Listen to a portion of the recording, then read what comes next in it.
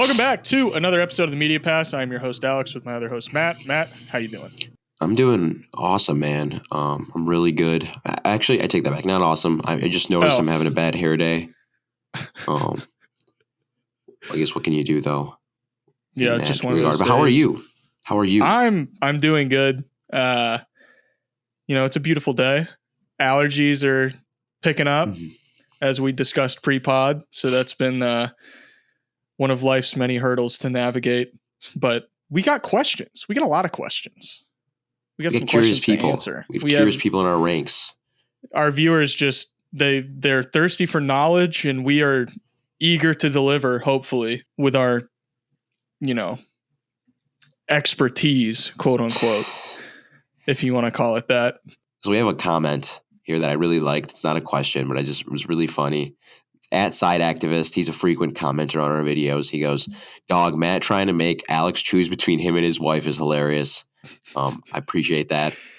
I don't know if Cassie appreciates that, but I showed it to my girlfriend, the comment, and I was like, when I saw it, I was like laughing at her, and then I pulled up the clip of me posing that question to you. One second. There it is. There's the allergies. Yeah, I pulled up that clip of you me posing the question to you, and I showed it to her, and she's like, "Well, what did you want him to say? Like, what were you expecting him to say? You think he's going to choose you over his wife?" I'm like, it wasn't like an ultimatum. Like, it's either your wife or me. It's like just a couple hours less than the person you spend literally every waking moment with, or me. That's all. But yeah. I mean, it was a fair question. It's just, not the answer you wanted. Yeah. Okay. So here we go. Trey Lee 3. I like this question. He says, Alex's Dwight Powell gripe was the most cathartic NBA experience recently. This podcast keeps getting better. Also, my question for you guys is, what are your NBA pet peeves as fans? What patterns or tendencies would teams/players do that really makes you grind your gears? My bad in advance if you guys were already asked this. We talked about it. We haven't been asked I got good answers for this. Go ahead, man. And the floor is yours. I noticed this the other day when I tweeted about it, actually. If you follow me on Twitter, which you should, at AlexHoops_, at Mat Issa 15, MATISSA15. Anyways, I tweeted about this. But whenever a center, this is not like a scheme thing or anything or super in the weeds, but whenever a center takes or makes a three in today's NBA and the announcer goes, "Wow, the game sure has changed, hasn't it? Oh, wow. Back in my day, we never saw center shoot threes. How the game has changed. Isn't that something else? Oh, my goodness." It's like, we get it. Centers shoot threes now. We've been hearing it for a decade. We don't need to rehash this every time Brook Lopez takes a 30-foot shot. We know it's a tired talking point. It's just how it is. Let's move on. That drives me nuts. Another thing is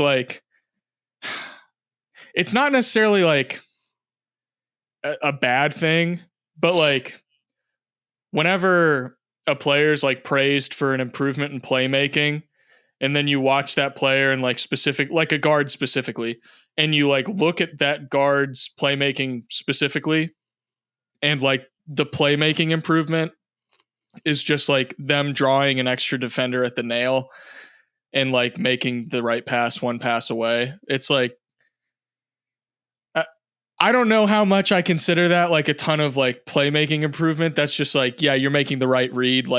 In my opinion, 95% of players in the NBA should be able to make that pass. That's a high school level thing. You need to be able, if you draw help at the nail, make the pass one pass away and make the defense rotate. That's I hit that stuff. pass. I hit that pass most of the time. I would hope so. I hit that pass. I think most people I play pickup with hit that pass. And so when a player gets praised for it in the NBA, I'm like, dog, come on. They should have been making that pass in high school. That's a pretty basketball 101 pass. And it's not a bad thing that they're making the pass. It's just that's not necessarily something that I'm gonna throw a parade for. Yeah, maybe that makes me sound bitter, but I don't know. I'm the resident bitter guy on this pod, so I'm glad to hear you finally showing your old man colors. I've got some old man tendencies. I'm with you on that. I think that's big. I think the whole flavor of the week thing, if you ever pay attention, and I think this is like something that me and you both use a lot to guide our decision making on, to make like articles, videos, all that stuff, is like every week NBA Twitter has like a new darling. You know, one week maybe it's Jalen Suggs. This week it was your guy Jalen Green. Watch that video if you haven't seen it already. But like, there's like a darling. You calling me out right now? No. It's not. I mean, it's our job to follow the zeitgeist, to exploit this. Yeah, to exploit the zeitgeist for our own nefarious means. Exactly. Yeah. The thing is, like, when me and you do it though, we acknowledge like what's going on, and then we also are like pretty objective about like, hey, this is what it means. Not that. It doesn't mean that. It's like, and that's why I got on the whole like the whole Tyrese Maxey thing in the beginning of the year. I'd go on Twitter, and it's like I was seeing like some of the damnedest shit ever. I was like, Tyrese Maxey's better than Trae Young. I'm like, wait, really? And it's just because like that's like the flavor of the week. And like people get really excited about it, and then another thing comes and they kind of forget about that, and then that player is like hot shooting kind of tapers off, and nobody ever really learned their lesson from it. You know what I mean? So it's like there's that. In terms of broadcast, anytime they say like, oh, they're playing a small ball lineup, like it's similar to the 3-point thing. It's like, yeah, teams do that sometimes. What else? I don't know. Whenever there's still, maybe it's because I watch too many Bulls games for my liking, but they still really urge teams to play in the post more. Without like having any sort of mismatch down there or like good post position, like just get it to Vooch, man. Like, just throw it to Vooch. Vooch has got this. It's a simple game. I'm like, it's a simple game. Not that simple though. Not that simple. So yeah, those are some pet peeves. I have a lot. I usually just like remember them. They're just things I see on Twitter. I don't know. Oh, did you see I don't want to spend too much time on this, but did you see the Kurt Goldsberry like, oh wow, how the game has changed thing? That is the worst. I'm the worst thing ever. Tired of it, and I'm like, it's not that team, and we've talked about this before. Yeah. It's not that teams are like exclusively hunting. Yeah. Oh my goodness. It's not that teams are like exclusively hunting threes and shots at the rim. It's that if you have a good offense, it will naturally create open threes and shots at the rim. It's not like one comes before the other. It's like, yeah, that is the result when you have a good offense. People watching this on YouTube right now, my favorite type of viewer. I know you have us on your TV while you're doing your work from home job, kind of listening to us in the background. Just look up for a second. I have this book right here by Seth Partnow. Very good guy. Had the pleasure to speak to him one time for an article. He wrote this book, The Mid-Range Theory, okay? And basically what he posits is that there's no longer teams, because back in the days, right, they would have Rip Hamilton come off a floppy and take like an 18-foot jumper, okay? And that's like a catch and shoot mid-range. And then teams just realized, wait a second, why don't we just have JJ Redick do the same thing but from 24 feet? And we can get a whole other point for it. So we're like, okay, eliminate the catch and shoot mid-range. If you look at the numbers, and this is the one thing that rubs me the wrong way with Kirk, I think he's a very intelligent guy. He's done a lot for the field of basketball. He makes very cute graphics. But if you were to look at the numbers, there has not been a change in unassisted mid-range rate over the last 25 years since the tracking there. Teams still take just as many unassisted mid-range. All they've done is remove the assisted mid-range jumpers because they're like, why don't we just take catch and shoot threes instead? And honestly, why wouldn't you just do that? Unless you have, and the only guys who get to take, like if Kevin Durant wants to take a catch and shoot mid-range shot, that is fine because he is Kevin freaking Durant. But Raymond Felton does not need to do that, you know? What a pull. Thank you. So yeah, let's get to the next question. We can't. Yeah. This is gonna have to be. We're just gonna need like a therapy episode. Yeah. It'll just be. That for was us such a good question. You just got us going too much. Thank you, Trey Lee. Yeah. Beyond the arc YT, I presume that means YouTube. Frequent viewer, frequent commenter. Shout out to him. Yes. 2 media pass episodes this week is hitting the spot. Here's my question for y'all. What player that's currently playing on a bad or below average team would make a big impact if traded to a contender? I'm just going to say mine really quickly. Alex Caruso. There's plenty of guys, but I think Alex Caruso is one that really stands out to me. Yeah, that's a good one for sure. I mean, I'm looking at a bunch of guys right now that I'm like, now you're technically on a good team, but you're like hardly getting any playing time. I mean, Tamani Kamara could probably have a good amount of impact. I think Duop Reith is another good example. I mean, that's two Blazers players, but we just talked about them, so it's kind of easy. Vince Williams Jr. Yeah, there's a few guys right there. Memphis is gonna be good next year. Watch out for them. For They can sure. get healthy. Yeah. Ja, Bain, Smart, Jaren, and then Vince and Gigi now. That's pretty. That's a fun team. Yeah. Congrats on 1K, guys. Thanks for reading my question. I have another one. Thank you. By the way, this is Side Activist. How would you guys define feel for the game? I hear the phrase a lot, but it's almost never elaborated on. What boxes does a player need to check to say he's got good feel for the game? Great question. Very good question. We should podcast about this at some point. Do an episode. If it's okay, I'll take this one first. Yeah, go for it. Thank you. I think the long answer is like you need like a lot of film study. You need to watch them a lot, and it's like I think so nowadays pretty much every player who plays has like some feel for the game. Like they have like an idea. Okay, I should probably cut here. I need to be spaced here.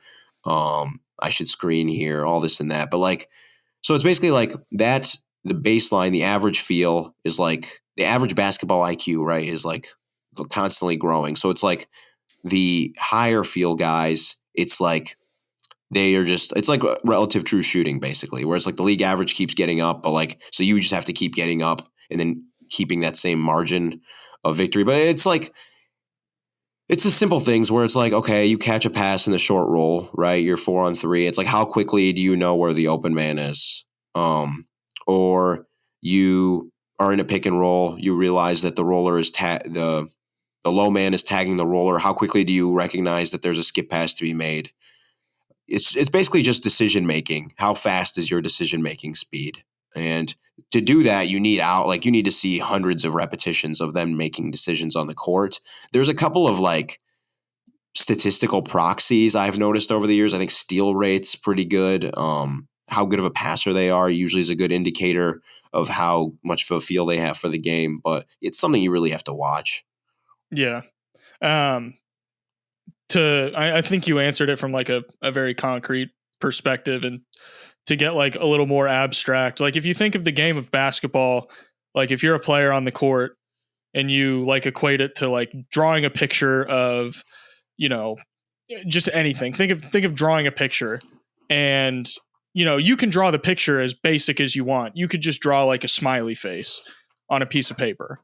Or you could draw a smiley face and you could add, a sun in the corner, or a car, or like, you could give the smiley face glasses or eyebrows and hair, et cetera, et cetera. It's like, what extra things can you sprinkle into the overall picture of your game that aren't necessarily like super box score number-esque things like points, assists, rebounds, the more like kind of esoteric things that don't necessarily always show up. Like you said, there are statistical indicators, but like, what are the extra things that get sprinkled in? Like, yeah, understanding how, okay, you just so happen to be in a position where there's this guy in the corner, and the way the defense is set up, you can set next pin in screen for them, and they're going to get a wide open three because their defender's not going to be able to rotate. Like stuff like that. That's very, very much feel, but that's not going to show up anywhere.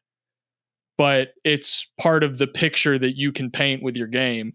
Like it's that extra stuff that like you either recognize it and either consciously or subconsciously are able to make that happen, or you're not aware of it. And some players just naturally have that and some don't. And it's definitely, I know Mind the Game talked about it.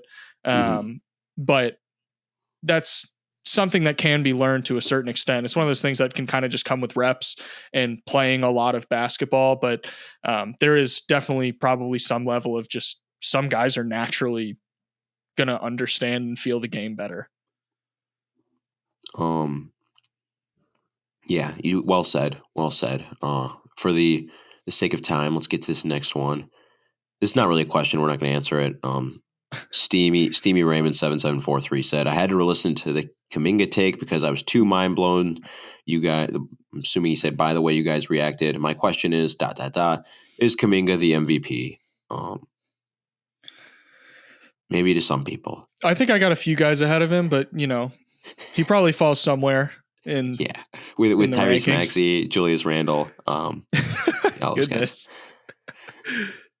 Dwight Powell, Josh Giddey. Mm-hmm. Here we go. This is a good one.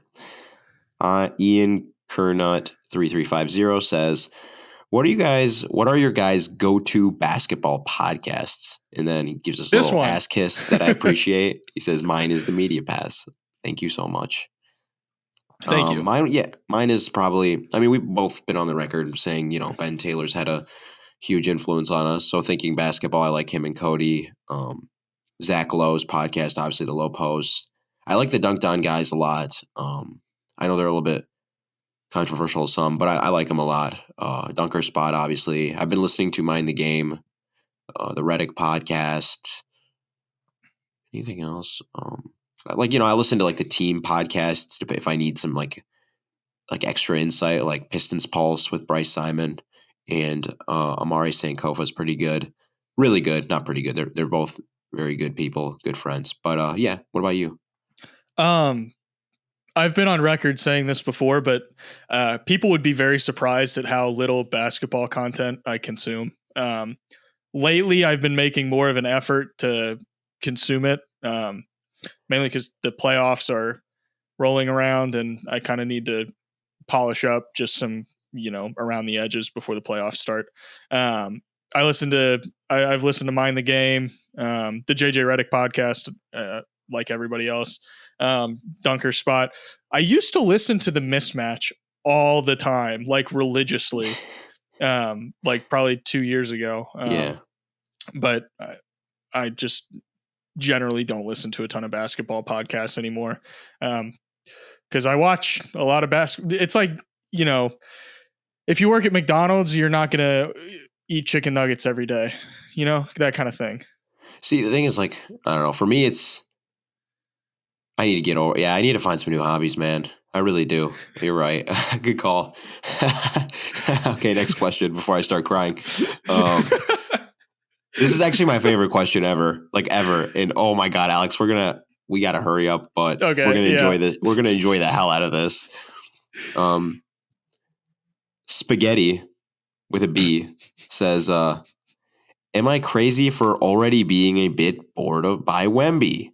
I generally like small / medium-sized guards with handles who defy the odds to be great. Steph, Blazers Dame, Kyrie, Ant, and Halliburton are all more exciting to me to watch than a guy who doesn't have to jump to dunk and can shoot over everyone. He's undeniably good, and I know we've never seen a guy like him, but there's nothing relatable to him, and it's not interesting to me.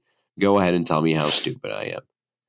I'm here to tell you that you are very intelligent, my friend. I don't think you're stupid. Yeah, that's a very smart thing to say. Spaghetti. With a B. But that's like literally the whole reason people love Allen Iverson so much. It's because like they could relate to the guy. They could relate to Stephen Curry. I agree with you on that front. I just think like, first of all, I think me and you both, like we want at the end of the day what is best for the NBA, right? That's a game we care about. It's our employer to an extent. It's something that means a lot to both of us, right? So obviously a guy like Wemby brings a lot of attention. He's one of the more talented players this game's ever seen. He's a very incredible player. I would have him in my top 25 pretty easily right now. We're probably going to talk about him in a couple minutes whenever we actually start talking about the subject of the podcast. But yeah, he is kind of boring. I'm not going to lie. Players like him are not the reason why I fell in love with basketball. I try my best to avoid kind of making a article. Like there's some people I know, some people who are like in mainstream media, well followed, who talk about him like once every 2 weeks. I don't do that. I've talked about him maybe 3-4 times this year, which is I still think too much for a guy on a team with 12 wins or whatever it is. But no, he's an incredible player. But I definitely agree with you that it is a little boring. So I've actually undergone a shift in my opinion on Wemby. Not that I ever didn't like it. I love Wemby. I think he's going to be amazing. I haven't. I'm probably going to go into this take further at some point, but I think it's not that unique of a take to say that I think Wemby, barring injury, has the potential to be the greatest player this game's ever seen. Mm-hmm. I think that's a lot of people are like, yeah, if he doesn't get hurt, there shouldn't be much of a reason that doesn't happen. The way I am looking at Wemby's career and framing it for myself in the way that I've kind of found like a lot of enjoyment watching him, and the way that I think I'm going to find a lot of enjoyment watching him going forward, aside from the fact that he's just incredible and like, yeah, he's fun to watch. Just from like almost like a circus perspective, like, holy cow, this shouldn't exist. It's like a created player. But it's like, I'm starting to look at it in a way of like, I think the existence of Wemby is going to push the game forward and force innovation, because it's something that we haven't seen before, and teams are going to have to reconstruct themselves in certain ways and alter their approach and try new things, which, for all the people complaining like, oh, the game is too homogenized now. Okay, well, here's Wemby. Things are going to get weird quick with teams trying to figure out how to stop him, especially once the Spurs get good. And from that perspective, I'm kind of treating it like a David and Goliath, where Wemby's Goliath and the rest of the league is David. And I think if you don't like Wemby, or you're not particularly excited about Wemby, look at him that way, as this dragon to be slain, of like, holy cow, this dude, if you get a good team around him, he's going to run the league forever. And you can find enjoyment in watching other teams try to solve the Wemby problem. And I think that's very exciting. That was beautiful, man. Thank you. Thank you. It was beautiful. I didn't know you had that in you. I didn't know you were a poet as well as a thinker. I just pulled that one out of the hat. I got in the flow state. I was cooking. I like that. Okay. I was actually going to ask you what you thought about all the Timberwolves stuff, but there's just yeah. Yeah. Do we have any questions? Twitter. No, that's it. Okay, cool. That's it. Yeah, the Timberwolves stuff. I've been talking. I had like a 45-minute phone call with my dad yesterday about that. I love that. I guess speaking of the Timberwolves, we're going to be talking about some defense today. Top 3 defenders at each position. I guess we'll start with centers and go from there. Matt, you want to lay the table like you always do so eloquently? Can we please not start with centers? Because I feel like that's the hardest one, isn't it? All right, let's start with guards. Yeah, so basically, really quick, we have 3 categories. And me and Alex didn't actually consult each other on like what we consider a guard, what we consider a wing/4, and what we consider a center. I just assume that we have like the same brain. Usually more times than not, it works that way. So we don't really have like a criteria for how to be in each position. We probably will lay that out maybe next year. But basically what we're doing here is, with all defensive team going positionless, right? And I mean, if I had a ballot and it was all defensive teams positionless, I'd probably go mostly centers. That wouldn't be very fun. So I thought it'd be more fun if we talk about like the various positions on the court, because they all have differing roles, differing needs. So with the guards, these are like usually guys who, you hear the word point of attack, right? And so when a team brings the ball up, they're looking to attack. They're looking to find a way to pierce the defense and force the defense to bring a second defender and start a 4-on-3 power play like you see in hockey, right? So the point attack defender is the guy who's supposed to stop that from happening, right? And so what they do, they guard drives, they guard ball screens, they have to navigate those ball screens, try to get a steal. Also, when they're not on the ball, you need to play off ball, make the right rotations, try to get steals in the passing lanes. Maybe we're going to talk about a couple guys who give you a little bit of rim protection. It's not a necessity, but it's a huge plus if you get some rim protection from a guard, right? Some things that I considered, obviously, I looked a lot at defensive EPM. I think it is the best one-number metric that is publicly available right now. I looked at, steal rate, block rate, deflections, which is a great statistical indicator of how active somebody is on defense. Another thing I looked at was foul rate. Very underrated aspect. Yeah, because like there's a lot of guys who sacrifice Like they get defensive playmaking, they make plays, they get turnovers, but it comes to the cost of they also create fouls, which is easy points for the other team. So think about it like this: you get a pick six, right? That's an automatic 2 points. It's a 199 offensive rating play, whatever. But if you foul somebody and that team's in the bonus, you just created if that's like an 83% free throw shooter, that's a really high value shot right there that you just created because you're aggressive. So you have to weigh that in. But there's some players where it's like they're such great defensive playmakers that you live with the trade-off. Especially at this position, I think guards are really prone to fouling. The one other thing I probably should mention, should have started with this, but just versatility, matchup versatility, being able to guard up, that's very useful. It's way more useful to have a guy who can guard 1 through 4 pretty well than a guy who can just guard ones super well, at least to me. And for me, at least, my list is not intended to be forward facing as usual. And it's not who are the 3 best defenders of this NBA season. Who are the 3 best defenders right now? If the playoffs was starting today and everyone was healthy, so I'm not accounting for injuries. If everyone's healthy, who are my 3 best defenders? Sorry. Very in order, guys. We should also account for minutes played, because it's really easy to come in there for 10 minutes and Jose Alvarado it and just be the craziest guy on earth, because you don't have to use that much energy throughout the course of a game. But that was my checklist. It's a lot better to have elite level defense for 25 minutes a night than it is for 15 minutes a night. That's the way you should be thinking about it. It's one is obviously better than the other, even if you're giving up a little bit of defensive impact, which, we could get a lot more granular with that, but we're not going to. So do you want to give out your first name? We'll see if we both have this first name. For number 3? We'll do honorable mentions after. Yeah. Right? Okay.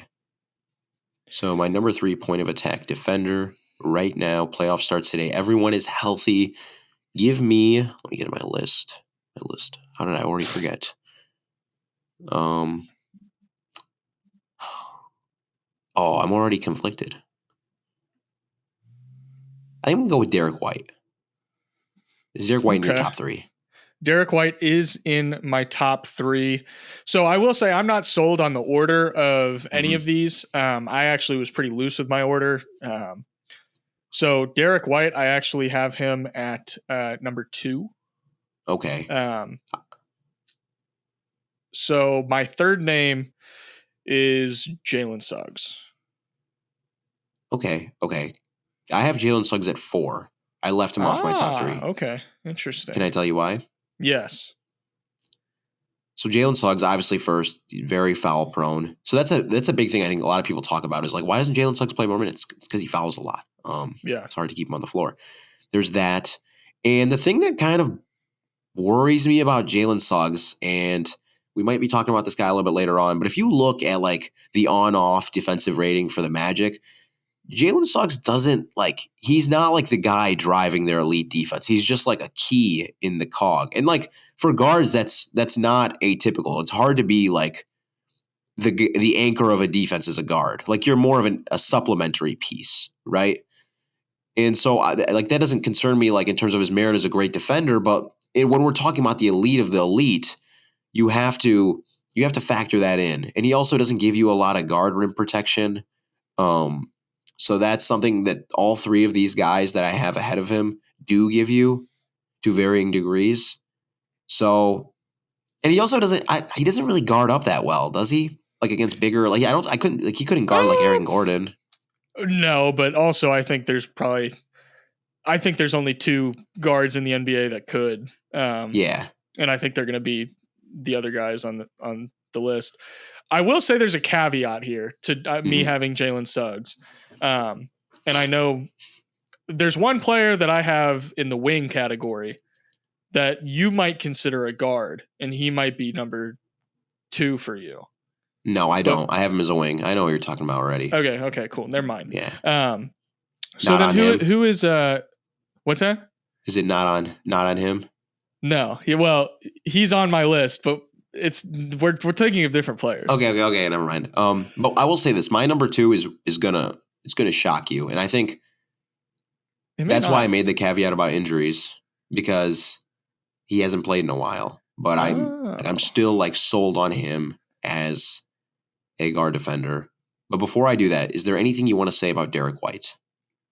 I think this is a situation with Derek White where a lot of people hear Derek White now and there's like a sour taste in their mouth because of the like all-star push that happened, and like the Boston media machine, everyone like freaks out about that and they're like, oh, Derek White's not that good. And I'm like, you know what? If you don't think Derek White's an all-star, that's fine. Derek White is a top 3 guard defender, point of attack defender on the planet. In my opinion, that's like pretty much undebatable. I think he is about as close to a lock for an all defensive team as you can possibly get as a guard.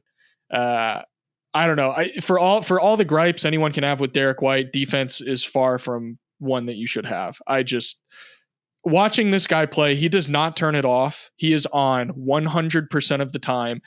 He like, I think some people say like, oh, this player never makes mistakes. I think every single player in the NBA makes mistakes, but Derek White makes very, very, very, very, very few mistakes. You can count on 3 fingers how many mistakes this dude will make defensively a game. Like, it's ridiculous. It's that good. He's so good of a rotator that like, even if his teammates make mistakes, it's rarely going to cause any problems just because he covers for so many areas of the floor because he's so fast and that motor doesn't turn off. Very underrated shot blocker, I think, from the guard position. Super active hands, super active in the passing lanes. He's very similar to another guy that we're going to talk about where it's literally like a cornerback, like just intercepting passes. It's ridiculous. So yeah, shout out Derek White. Yeah. So we said Jalen Suggs fouls a lot. He's in the 9th percentile in foul rate among guards. Derek White's in the 72nd percentile. So obviously the higher percentile you are, the less you foul. So that's just like you're getting all of this, a lot of the stuff that Suggs gives you. He's not as good of a steal creator as Jalen Suggs, but like with all the other stuff, he gives you more rim protection.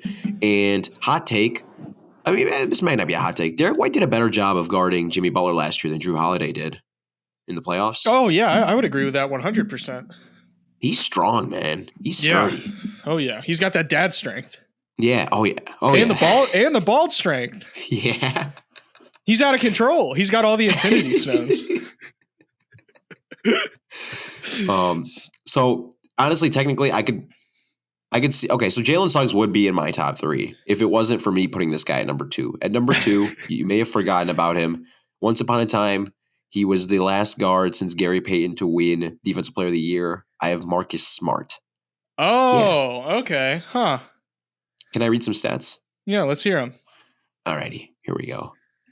He is right now 99th percentile defensive EPM, 98th percentile steal rate, only 19th percentile block rate, but he has a history of being able to guard bigger guys. The Memphis Grizzlies have a 92nd percentile defense when he's on the floor, despite the fact that they have terrible shooting luck when he's on the floor. They're in the 7th percentile in opponent 3-point shooting when he's on the floor. He has a 91st percentile defensive on-off, so like the change in defensive rating when he's on the court against when he's on the bench. He gets 3.5 deflections per 36, which is that's almost like Amen Thompson level. And this is an old man we're talking about. Old man Marcus Smart moving around. 42nd percentile steal rate, which is a lot better than Jalen Suggs. Can I interject real quick? I have to get I have to get something off my chest. What's that? I've been watching a lot of Rockets film lately for the Jalen Green video, and Amen Thompson, like we did the whole episode on non-shooting wings. Amen Thompson is like chef's kiss. He's ready to go, man. He's so good. He's insanely good. I just had to get my bars off about that. Go ahead, continue. Yeah. That's good. I'm glad you're hip to him now. Yeah. I get it. I get his role game. But the last stat I was going to say, 80th percentile minutes per game, which is right where Derek White's at. Obviously, he's been hurt. I'm giving him the benefit of the doubt because, of his pedigree. I think he's still one of the elite point of attack defenders in the NBA. Master communicator, by the way, defensive quarterback, all that. Okay. I think I like that pick. How many games did he finish with? I think 20. 20? Okay, yeah. I think, a full season, and it would be hard not to have him on this list.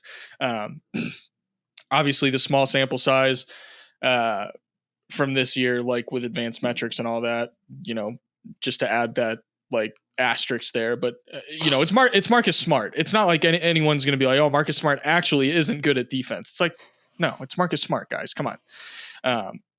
And that's not just like a reputation thing. Like, check the video. So number one, I think we're going to have the same number one. Yeah. Oh, yeah. I've already said his name on the pod. Yeah. Alex Caruso. He's our Lord and Savior. I mean, this guy, can I just, Jesus Christ, man. He gives you everything. He has a little bit of a foul problem. It's not nearly as bad as Jalen Suggs, but he has a little bit of a foul problem. Did you watch the Bulls-Wizards game? I did not. Dude, watch that. Him and Jordan Poole got into it a little bit. Really? My two favorite guys on earth got into it? So, Jordan Poole basically literally body checked Alex Caruso and knocked him over. Yeah. And Alex Caruso gets up. Alex Caruso keeps his cool pretty well, I think most of the time.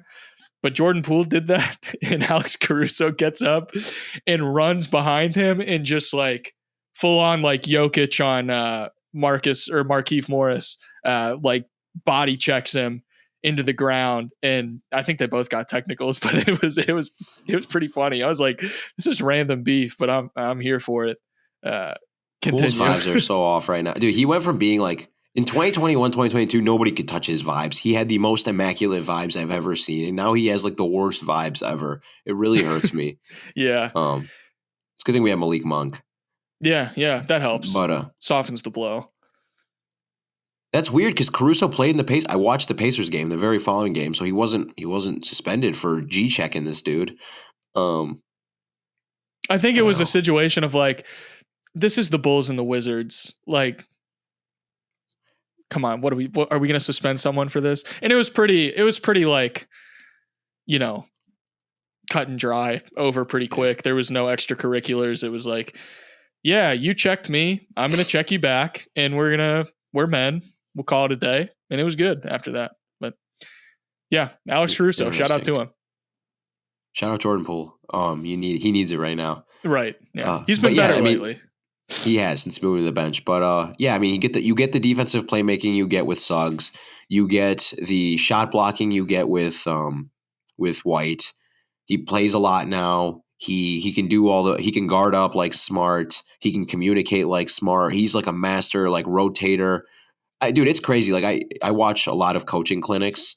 And I swear, they teach all of these technique and stuff. And then anytime I watch Caruso play, I'm just literally seeing everything they're talking about. It's this is a coach's dream on defense. And here's the crazy thing to me. The Bulls start Nikola Vucevic. They start DeMar DeRozan. They start two guards. One of them is really good at defense, and Ayo Dosunmu. The other one, Kobe White's an average defender. They have pretty much no bench. Zach LaVine used to play a lot for them. All the bad personnel they have for defense. They're in the 80th percentile in defense when Alex Caruso is on the floor. He is the only guard in the NBA who can floor raise and anchor a defense. That's just I don't know. It's so crazy. He is the best defender of his generation in terms of guards. So let's get to the wings. I think this is another situation. Should we do a couple? Yeah, let's get some honorable mentions. Who you got? Drew Holiday. Drew Holiday still got it for me. Guard centers now. That's a new thing for him. And it's been effective. Yeah. Dennis Smith Jr.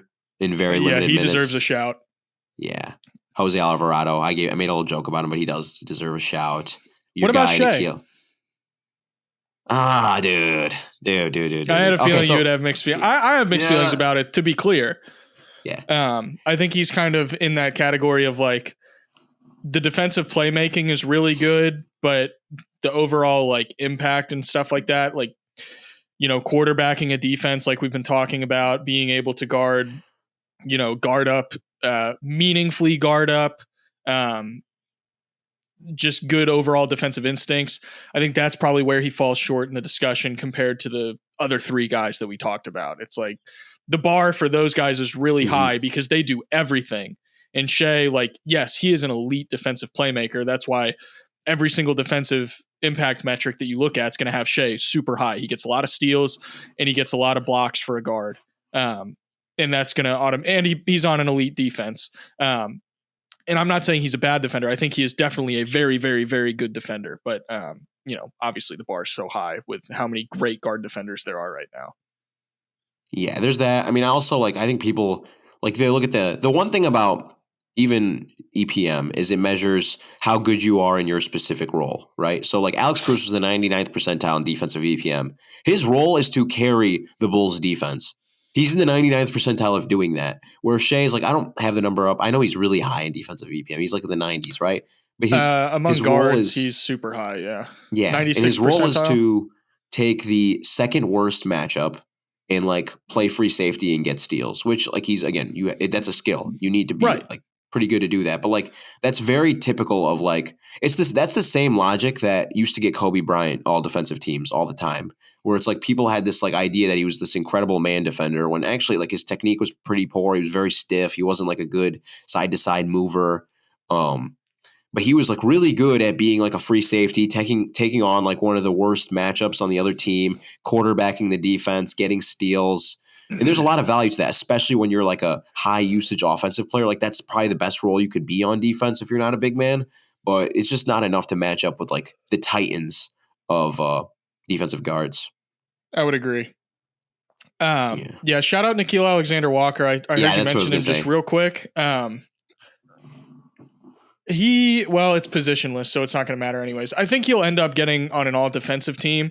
I know defensively, he kind of blurs the line sometimes between point of attack defender and off ball defender. He wears many different hats defensively. So kind of tough to categorize him. Again, even though I think he's been a better defender than Jaden McDaniels this year. That's interesting.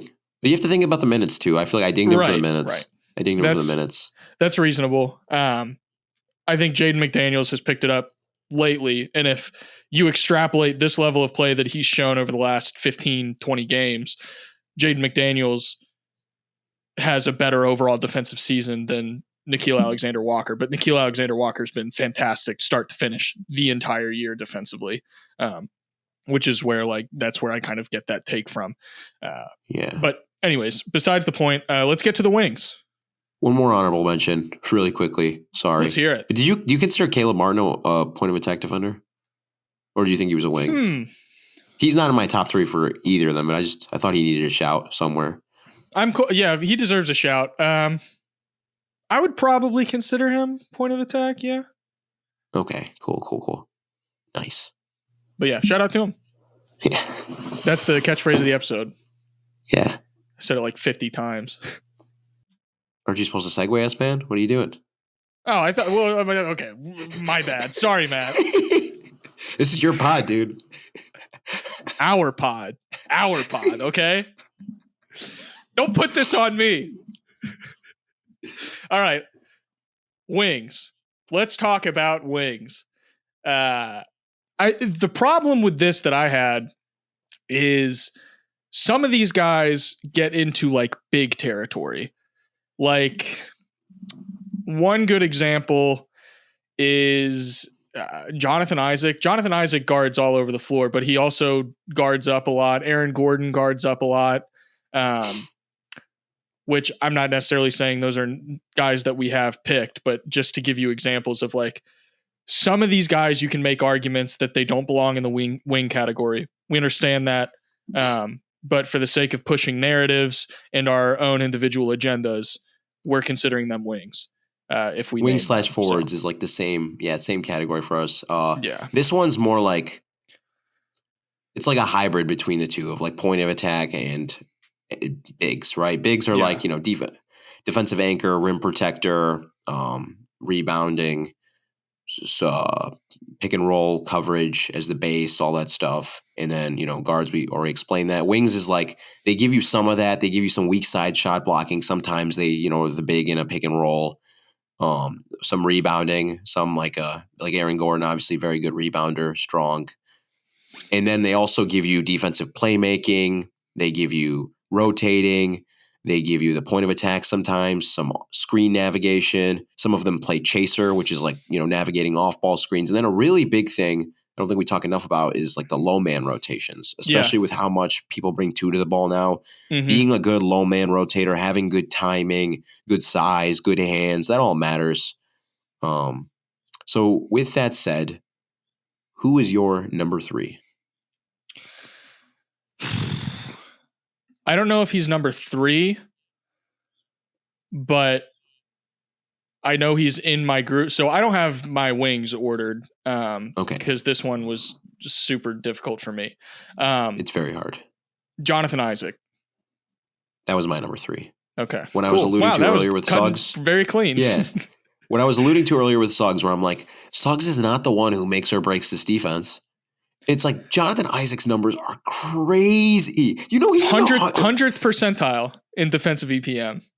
That's not the only thing he's in the 100th percentile in. I'm pretty sure he's in the 100th percentile in foul rate. Goodness. 98th percentile in block percentage. 90th percentile in steal rate. Yeah, I mean, pretty much any metric you look at defensively, you're gonna get the story that. And this is not a situation of like, I know we've mentioned a lot of advanced defensive metrics on this episode, and it's because defense, you can say stuff like screen navigation, rotations, etc., blah blah blah, like that stuff. You have to watch the film to like understand what we're talking. We're using the advanced metrics to paint the picture of like, this guy is so good at these things that it shows up in the metrics. It's not just like, oh, the metrics say he's good, so he is good. It's like, he is good, so the metrics are good. Yeah, exactly. And then they capture all that nitty gritty. Because like basically this podcast, by the way, I made a mistake. He's in the 53rd percentile in foul rate, which is still like ridiculous for all the defensive playmaking he does. But so all season long, me and Alex are watching these guys, and we're picking up on little things like who's better at navigating screens, like who gets rejected more often and like falls for it, who's rotating, who's losing cutters. It's all these little things. And then, we turn to our friend, the metric, because it's hard. Like it's hard to quantify all that in your head. Like how valuable is screen navigation? How valuable is this? How valuable is that? So what the metric does is it attempts to do that. And then the next question we ask ourselves is, what is their role within this defense, right?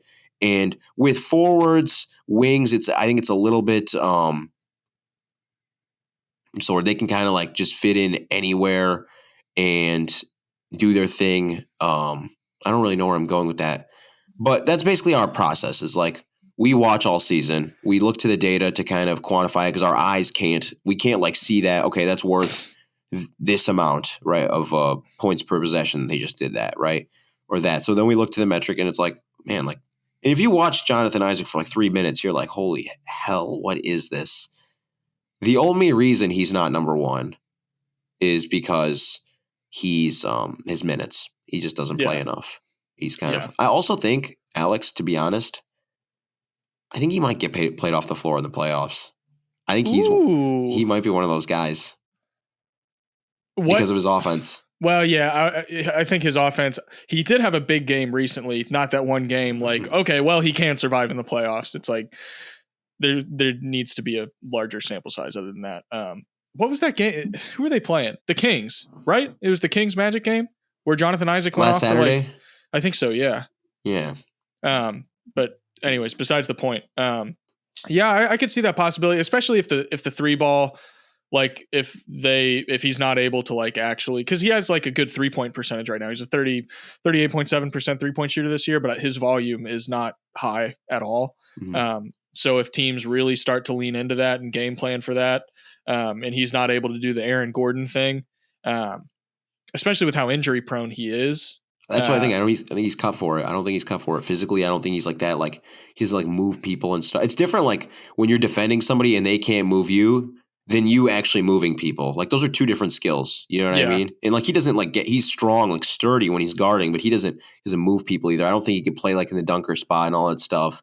So I think I don't think he'll actually get played off the floor. I just think he'll hurt his team offensively a lot. Because I mean, this Magic team's already got terrible spacing. They'll live with his bad spacing with them. So Markelle Fultz and Jonathan Isaac lineups have got to be in the mud in terms of 3-point percentage, or even just 3-point rate. It's got to be super low, which is more concerning than a low 3-point percentage, in my humble opinion. Who you got at number 2? My number 2 is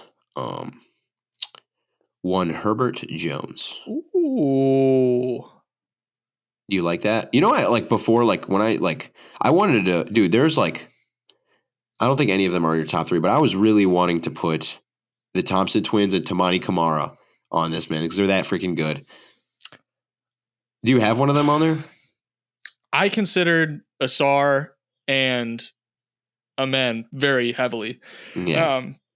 Both just for a spot, because goodness gracious. But I'm still there's 4 names that I think you could have in this top 3, and I'd be yeah, that's cool. Herb Jones at 2 is interesting. Do you have him at 1? I have Herb Jones at 1. I have somebody else at 1 who I've grown very fond of this year. So I guess the Herb Jones things, we could do that really quickly. Is you get he's another guy where he's he doesn't move people. He's not super physical himself, but he's sturdy. He can guard bigger guys. I've seen him, bang in the post a little bit with forwards, not centers, but very good screen navigator, has strong lower body, can drive through screens, good at the rear view pursuit stuff, great hands, great shot blocker for his position, good communicator, all that stuff. I think the one thing, and I'm going to talk about this, the last guy that differentiates him is the foul rate. His foul rate right now, I think, is in the 26th percentile. Yes, it is, the 26th percentile. And the guy I'm going to cite next has a foul rate in the 72nd percentile and basically provides all of that same stuff. And he's a little bit bigger and a little bit stronger, but he's just a little bit less off-ball awareness, though. But yeah, I love me some Herb Jones. And I agree with, I don't think you're wrong for having him at number 1, but I just like this guy a little bit more. So who is it? It might be who I have at number 2. Do you have OG Anunoby at number 2? I do have OG Anunoby at number 2. Oh, okay. You have OG at 1?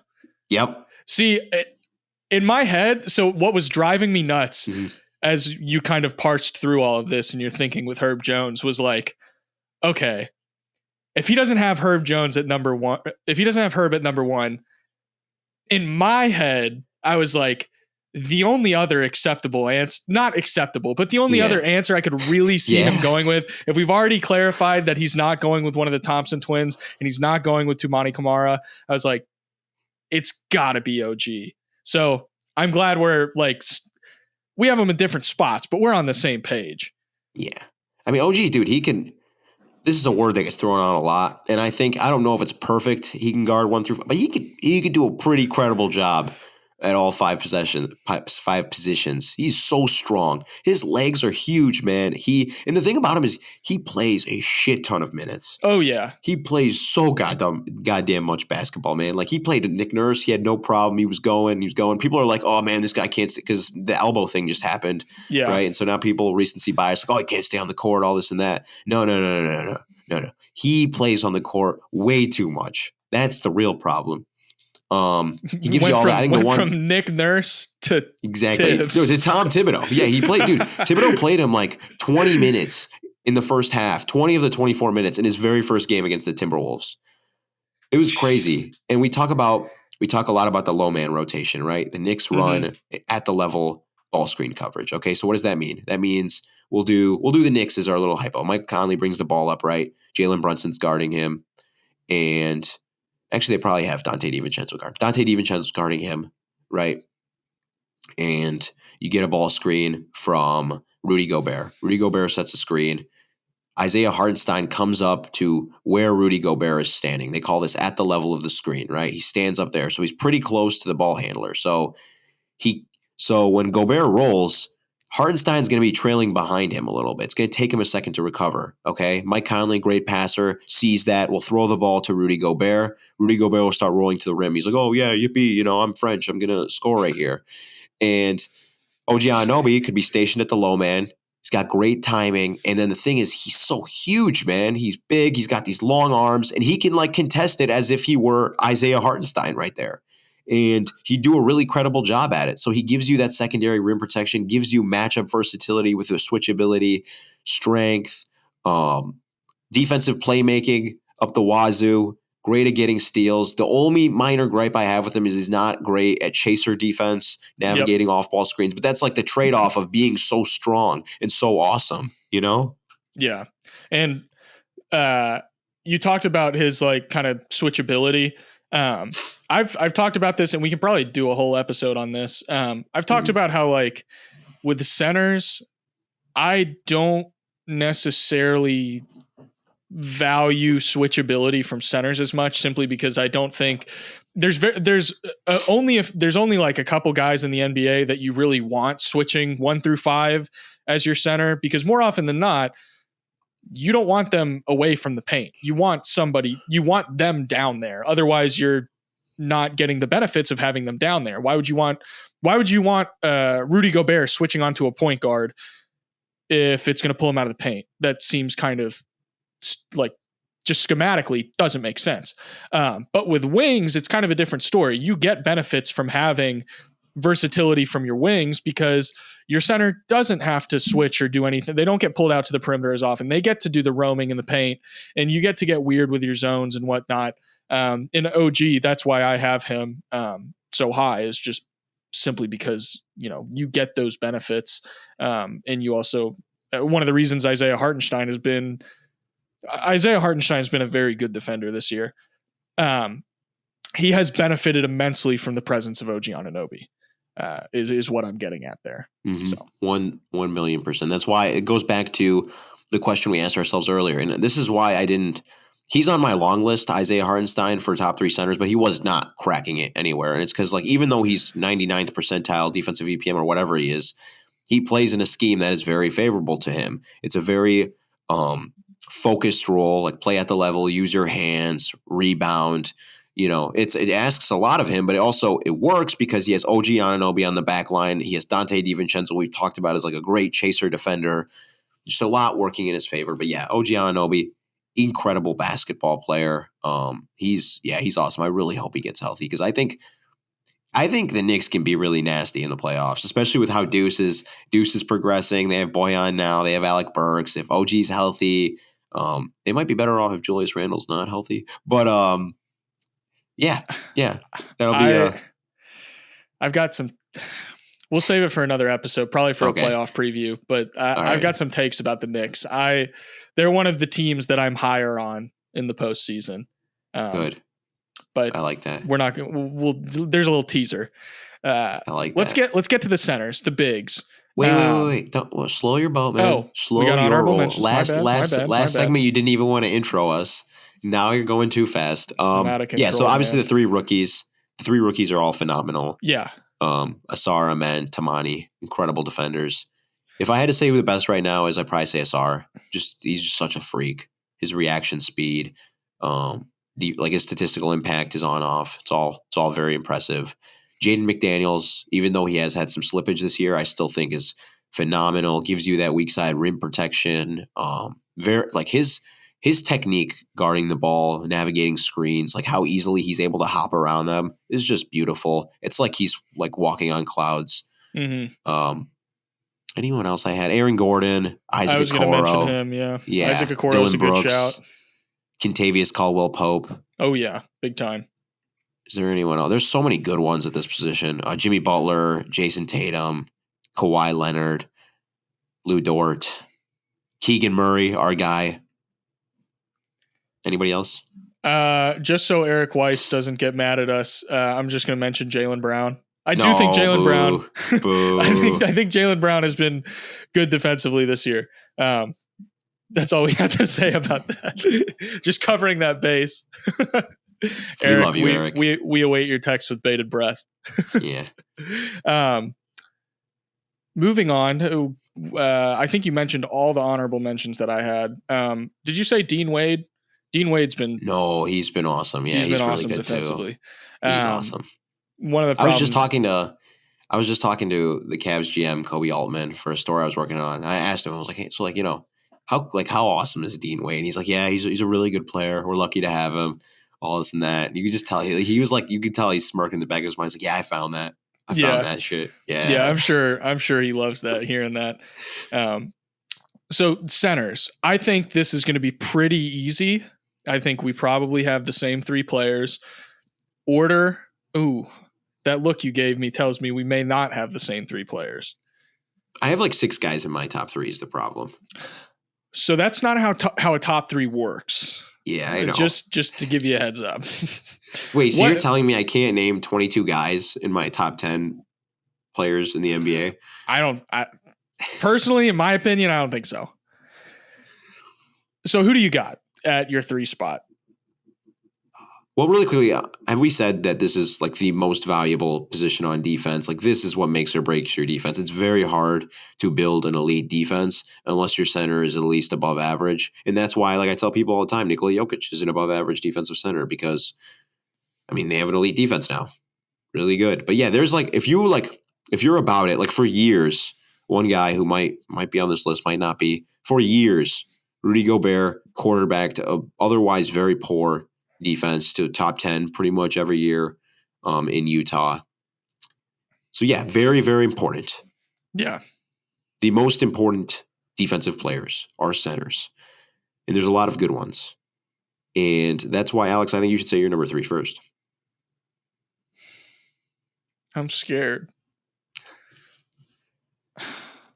So I need to know where you're going with this because I feel like mine is a little bit too biased towards reputation and legacy.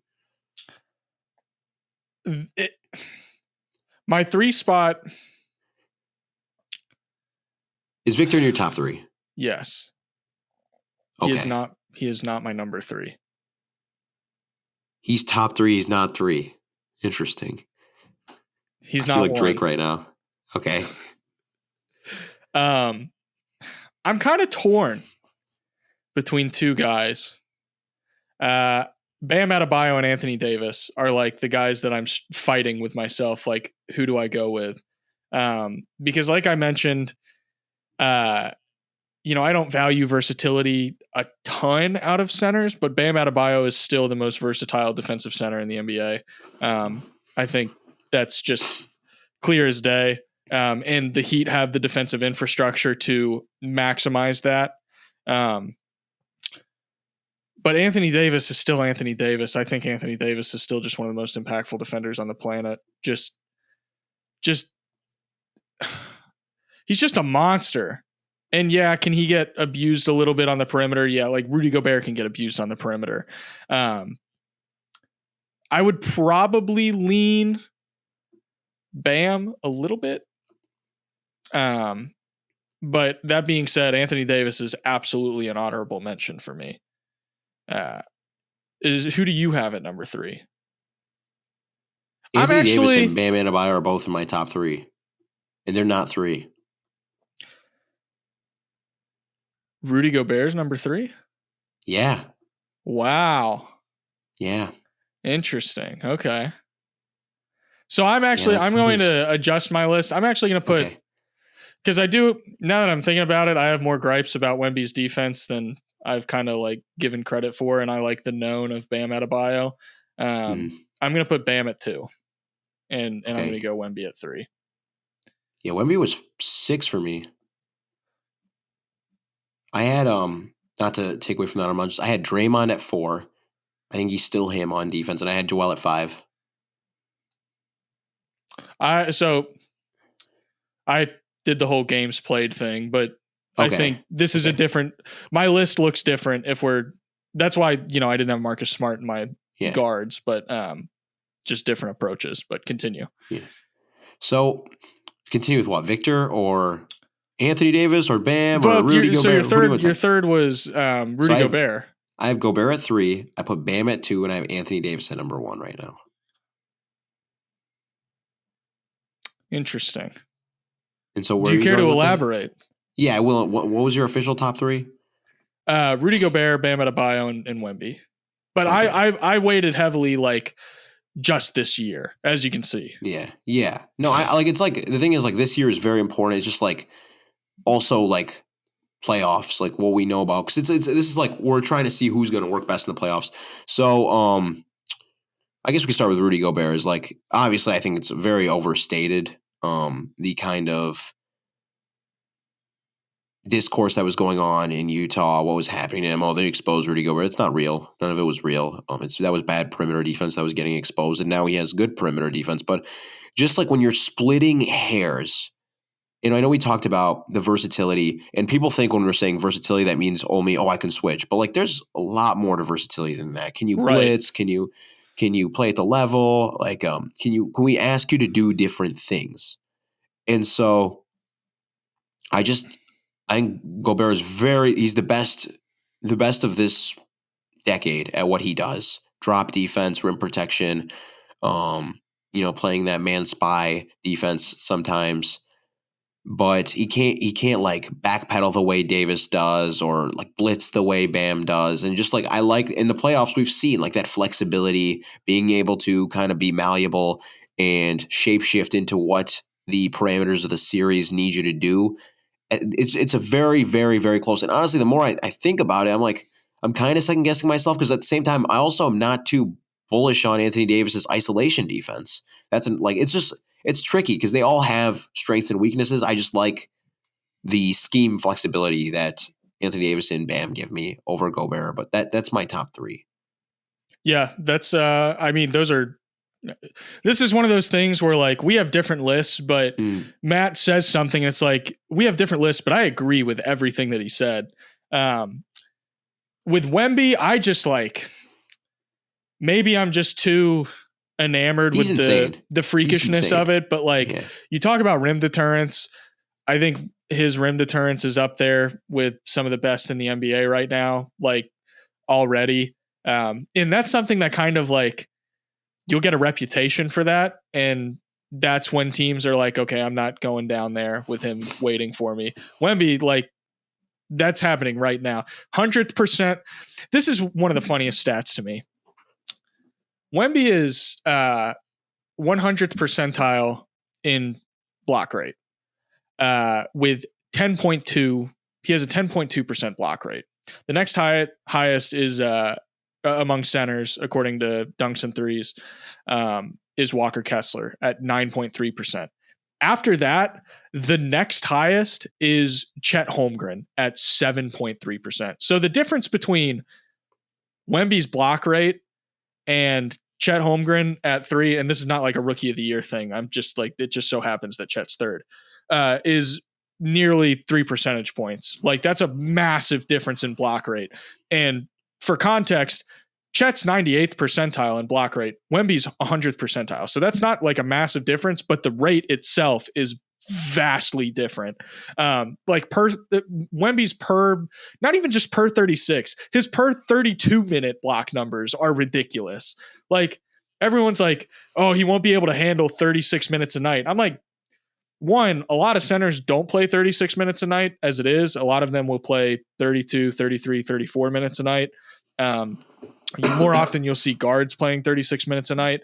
That you'll see more guards playing elite guards playing 36 minutes a night than you will centers playing 36 minutes a night, just because wear and tear on your body's blah, blah, blah, blah, blah. But Wemby, it's like, he's just doing so much already. Not to mention he's 82nd percentile in steal rate. And then you have all the like, I think positionally, like just like institutional knowledge, that's where he falls behind. That's kind of why I was like, exactly.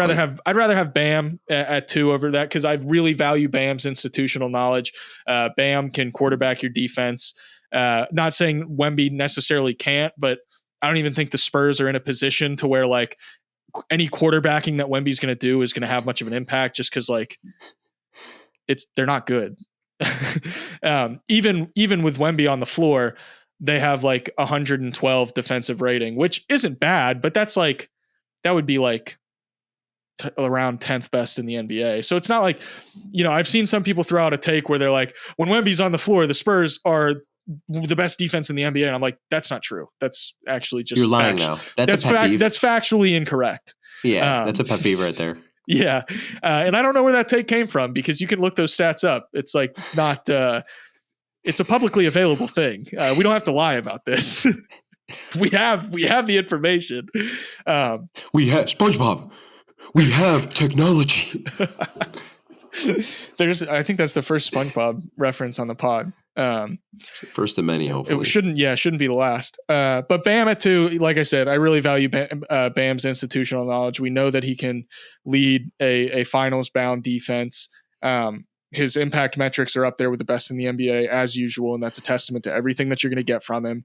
And then Rudy Gobert, maybe it's the Timberwolves bias, but I just love watching Rudy Gobert defend. And the thing that really sticks out in my mind when I think about like defensive player of the year this year, I think Rudy Gobert has the best individual defensive possession of any player in the NBA this year.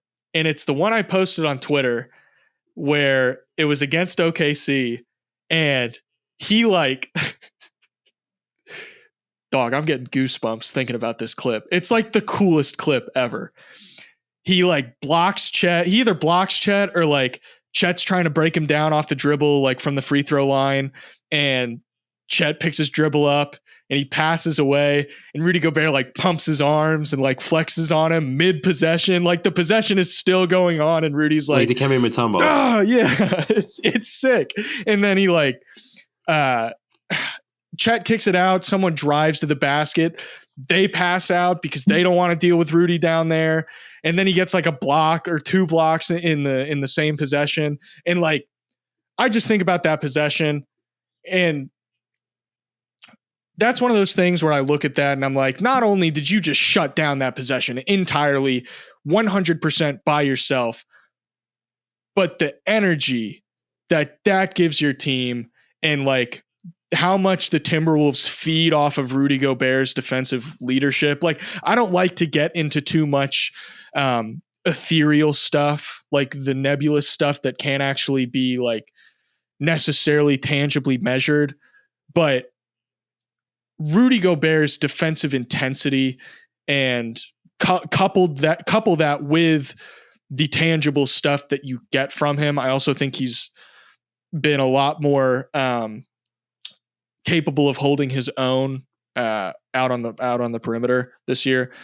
All of that stuff. I just shout out Rudy Gobert. That was beautiful, man. That's the second time you've almost made me cry on this pod.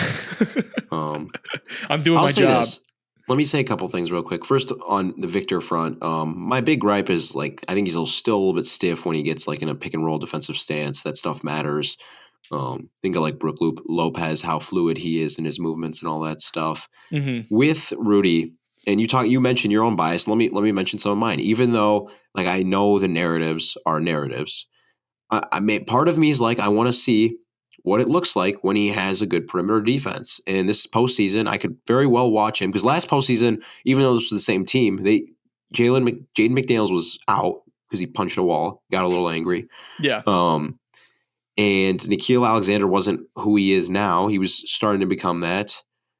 So this year we're going to, and Anthony Edwards wasn't as good as he is as a defender now. By the way, shout out to him for the wings and forwards. So now Gobert finally has his chance. And if I see like in the postseason, like he does what Anthony Davis did last season, then I'll probably turn around and be like, okay, yeah, with all the regular season stuff he does too and the rim protection, I'm like, okay, yeah, I could see him at number 1. But it's like, and then we're splitting hairs so much right now. Like, absolutely. I could have Draymond in my top 3. I could have, I mean, we haven't even said Jaren Jackson Jr. yet, who's still a great defender. We haven't even said his name yet. There's so many. I could have Embiid in my top 3. Like, this is such a tough one. It's more so about spotlighting all these guys and kind of explaining what makes them so great and trying our best to kind of categorize that. One thing I will ask you before we say a couple more honorable mentions and say our goodbyes. Why did you leave Anthony Davis out of your top 3? I'm curious. So I think Anthony Davis, and he's still an elite rim protector. He doesn't always deal with, and maybe this is not necessarily accurate, but in what I've watched this year, he doesn't always deal with physicality very well. He can get bumped off of his spots. I don't want to say often. That wouldn't be the right word, but Yeah. I can tell. I already know what you're alluding to. Yeah, he doesn't body slam by Sabonis. Yeah, he doesn't like to bang down low with guys, and I don't blame him for that. I wouldn't want to either. And with his injury history, it's one of those things where, like, yeah, you probably live with Anthony Davis not wanting to bang down low too much with guys because he gives you so much other stuff. It's like, if that means him not getting injured, that's fine. But that's not saying Wemby deals with physicality necessarily any better, but he kind of has the wingspan to make up for it, and just the overall length. But different discussion. But that was kind of my thinking with Anthony Davis. Okay, no disrespect. The one thing we haven't said is Gobert's probably, out of all the guys we talked about, the best Jokic defender, isn't he? Yes. Yeah. Right. And who are the other candidates for that? Should be a pod. Who are the best Jokic? Yusuf Nurkic used to be. Yeah, Yusuf Nurkic, defensive impact metrics love him this year. And I don't necessarily think he's been a bad defender, but he's solid. Yeah, he's fine. One more shout out. Zubac is also pretty good at defending Jokic. I agree. I was actually going to shout him out. Nick Claxton and Jarrett Allen. Just two guys I want to throw out there real quick. Yeah, Jarrett Allen for sure. I am worried about Nick Claxton in the future. Any brief spark notes of the reason? Yeah, I think the game is getting back to these beefier bigs. And I think what Claxton does well with, like, the switchability, like, he was like the perfect defensive anchor for, like, 2018, 2019, 2017. Like, those years, he would have been perfect. But I think the way the game's trending, you get these Zubac's, these Nurkic's, even like Vooch, all these big, strong, physical guys. And, the post game is starting to come back and stuff. Like Sabonis, another guy who can really just put their shoulder into your chest and move you off your spot. I think what Claxton does is going to start losing its value. And that's, like, Lucas Kaplan, he's been getting a lot of love this week. This is his week. He's fantastic. Yeah, he does awesome work. Ryan Rucco shouting him out now. Me and Ryan Rucco don't hold the same standing in society, but I'm sure he'll appreciate it nonetheless. But so Lucas wrote an article. He's talking about how the Nets defense on the first shot is, like, I think it's like in the top 5, but then overall they're in the bottom 10. And it dawned on me, I'm like, it's because they have a bunch of these, like, Nick Claxton type, like, skinny guys. Mikal Bridges is another one. They're not physical. It gets back to that physicality thing. And I think the game is trending so much towards physicality now, where it's like their personnel in, like, 2018 would be like a top 5 defense. I did a podcast with Chucking Darts, his second shout out of the podcast history. We did it in the beginning of the season. I projected them to be a top 10 defense because I looked at their defensive personnel. I'm like, okay, Mikal Bridges, Ben Simmons, Dennis Smith Jr., Nick Claxton, Dorian Finney-Smith, Royce O'Neal. I know some of those guys are gone now, but, like, I was like, oh, this is going to be perfect. They'll switch 1 through 5. Nobody will ever score ever. And it's like, wait, people are big and strong now. Like, what happened is, and this is, like, my whole theory with the whole thing is, like, back in the days, bigs used to just be big. They were just big guys, right? And then somewhere in the mid-2010s, these skinnier guys, these Nick Claxton body types came along, and they were skilled. So pure skill is better than pure size in basketball, right? But you know what's better than pure skill is size with skill. And now we have, like, Jokic, Embiid, all these, like, huge, burly guys who look like guys from the 90s but have so much skill now. And I think that kind of stuff is pushing Nick Claxton out the door in terms of being an elite defensive center. Yeah. Well, I can definitely see that. There's one thing that pops into my mind. I know we're running out of time here. But one thing, this is a super random thing to close with. But if you go back and watch, I believe it was the most recent matchup between the Charlotte Hornets and the Brooklyn Nets. There's like a 5-minute stretch in, like, the third or fourth quarter where Brandon Miller and Nick Claxton are going at each other for, like, 5 straight minutes. And I'm going to be honest, not necessarily on the defensive end because the ball wasn't running through Brandon Miller as much, but Brandon Miller on the defensive end was dogging Nick Claxton. And it was fun to watch. It was just one of those like little things that you see, like the game within the game of like, oh, these dudes like hate each other for 5 minutes. Like right now, like this is a WWE match going on and the ref is just swallowing his whistle and you get to watch these guys just basically play one-on-one. Super fun. But yeah, if anyone wants to go find, I can probably find that clip. I've got it somewhere, but I think that's going to do it for this episode. That's our best 3 defenders at each position, which I guess is more of like a role / position hybrid. Matt, do you have any closing words before we enter our outro? Yeah, just my usual jig. First, obviously questions, always welcome. Please leave them in the comments. We joke about getting too many of them, but they like mean the world to us, honestly. They do. Absolutely. All your help means the world to us. This is my favorite part of my work week every week, is spend time with Alex and just getting to talk to somebody as cool and poetic as him. Hey, likewise. And also comment who are some guys that you think we should have given some more shine time to. Maybe there's somebody on a team that we don't watch as much that's just really under the radar. Part of our job is like identifying things ahead of everything else. So if you guys help us do that, that'd be awesome. Yeah. So as always, if you're listening on any podcast platform, be sure to follow, subscribe, leave a 5-star rating if you enjoyed it, leave a comment, review, whatever. If you're watching on YouTube, subscribe to the channel. Means the world to us. Leave a comment, question, etc., etc. Really does mean the world to us. The support has been fantastic. Check us out on Twitter at AlexHoops_ at Mat Issa 15. That's MATISSA 15. Thank you guys so much for watching. We'll see you in the next one.